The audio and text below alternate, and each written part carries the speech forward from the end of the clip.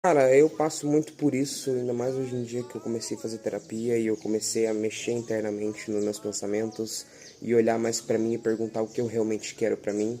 E eu percebi que muito dos julgamentos que eu tinha contra mim mesmo era simplesmente o pensamento de outras pessoas que eu tive na minha vida, que implantaram aquilo em mim. E hoje em dia eu me critico tanto em algumas coisas que eu acabo não fazendo o que eu deveria fazer. Acabo não cultivando aquilo que eu devia cultivar, porque eu fico me julgando, achando que não sou bom o suficiente, ou pensando muitas vezes que não vai dar certo, que eu tô passando vergonha, ou sei lá o que. E cara, isso é muito real, eu sei que não só pra mim, mas pra muitas pessoas que muito provavelmente estão vendo isso daqui.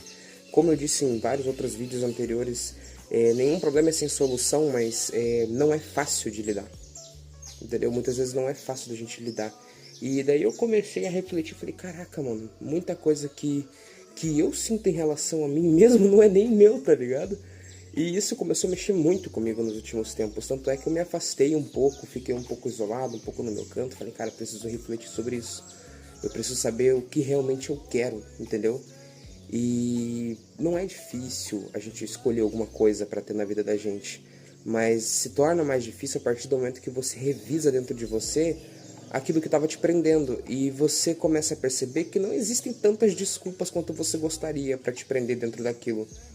Como é que eu posso explicar? Digamos que o seu ego ele procura te segurar no lugar que é conhecido, mesmo que te faça mal. O seu cérebro ele tem esse costume.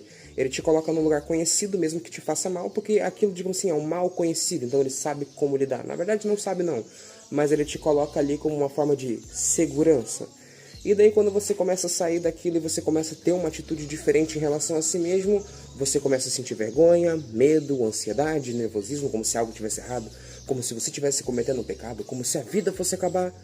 Aí você tem crises, você para, você acha que você está pirando, e depois passa um tempo e você começa a ver, caramba, por que eu nunca tentei isso antes? E eu tô passando exatamente por essa fase, eu tô tendo muita dificuldade, inclusive, em relação a isso.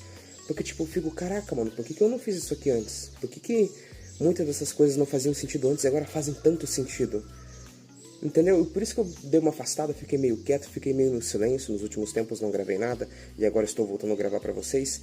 Mas assim, a gente passa por esses períodos. E eu acho que é importante a gente manter uma constância, não precisa ser nada perfeito do jeito que a gente quer. E o processo é muito mais dolorido do que a gente imagina.